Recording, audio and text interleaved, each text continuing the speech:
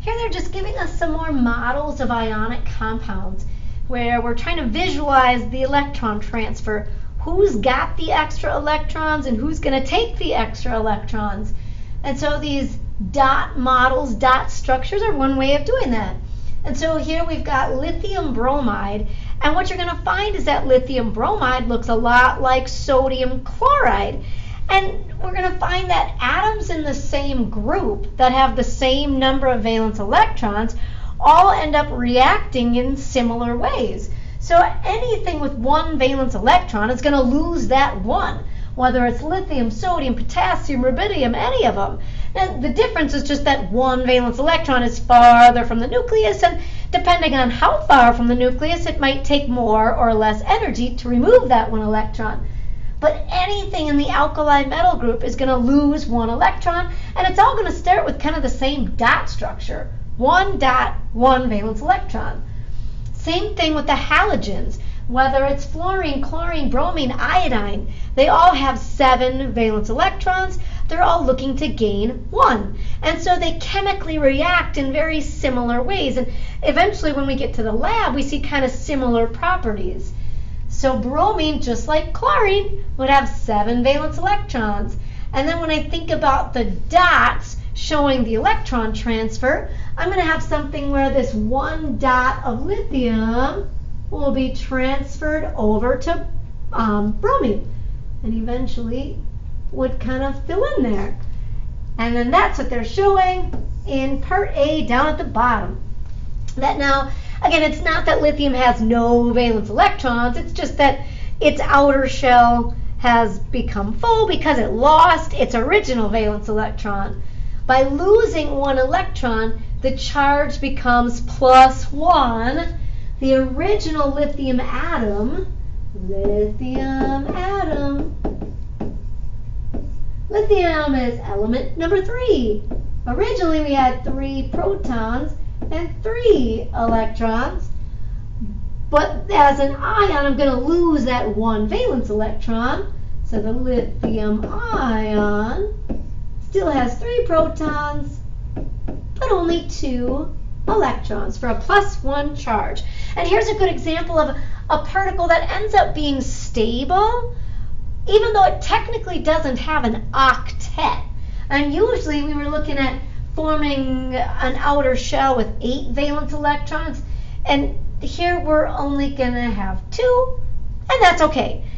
This ion is going to look like the electron structure of helium, where originally lithium atoms had a configuration of 1s2, 2s2, oopsies, not that far even, boop, boop, 2s1.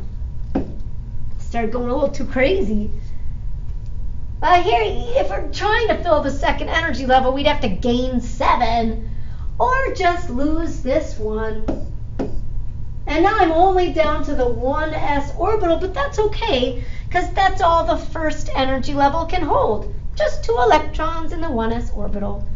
And so we're showing the lithium here in this model as a +1 ion. The bromine is going to be a -1 ion. We gained a negative electron, but we kept the same number of positives. So anytime I gain negative electrons, my charge balance is going to tip negative. Awesome.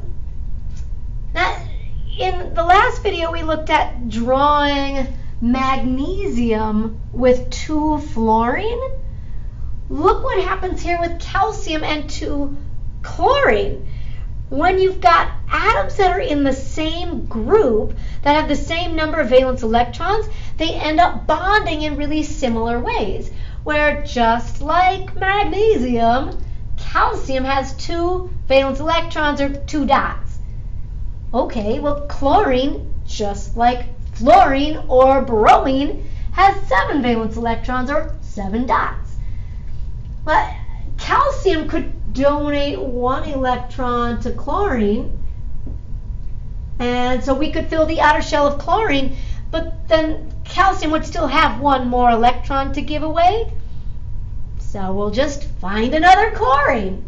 We'll find another chlorine, and the calcium will give 1 electron to each chlorine. And so then down here, we've got the final model of calcium and chlorine. That the calcium is going to lose 2 electrons. Anytime you're losing electrons, but not protons, our charge is going to end up being positive.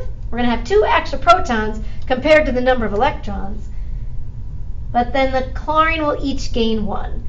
And in the end, both of these compounds end up being electronically neutral.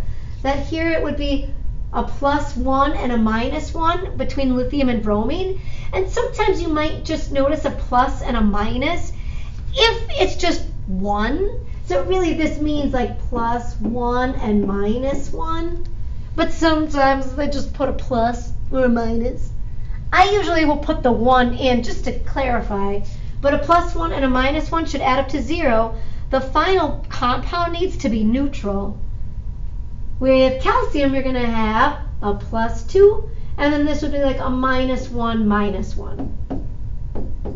And so it would add up as 0, neutral. Awesome. So these compounds form when we chemically join the atoms together. Chemical reactions involve some kind of a change in electron structure.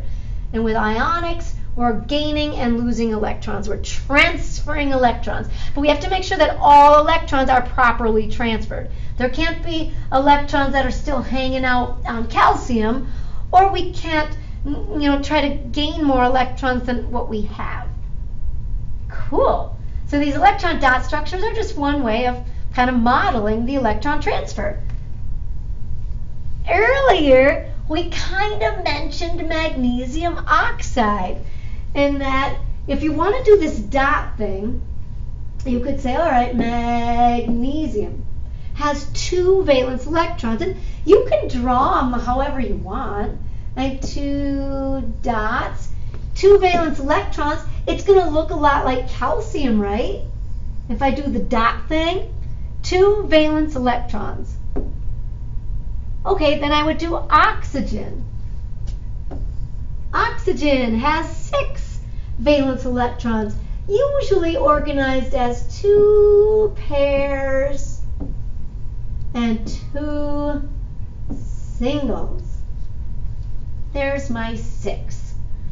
And so again, this is like a match made in heaven, where the magnesium only has 2 valence electrons and becomes more stable by just losing 2 rather than gaining 6. But it's the opposite for oxygen. He's already got 6, so he'd like to gain 2. Perfect. So magnesium says, are you crazy? I've got 2. I'll just give them to you. And so 1 electron would be transferred here. And so then I'm getting rid of this one. And then the other electron could be transferred down here. And I'll get rid of this one. Perfect transfer of electrons. 2 electrons can go to the same atom.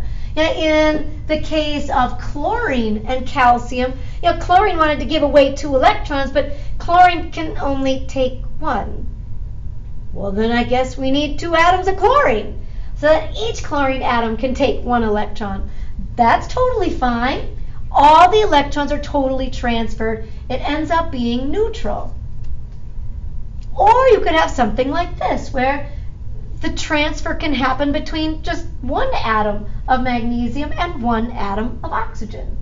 The magnesium that's going to lose 2 electrons will end up forming an ion that's +2. And the oxygen that gains the 2 electrons will end up forming a -2 ion. But hey, -2 + 2, it still adds up to a particle that is electronically neutral. When the charges add up to 0, electronically neutral just means that there was a total transfer of electrons.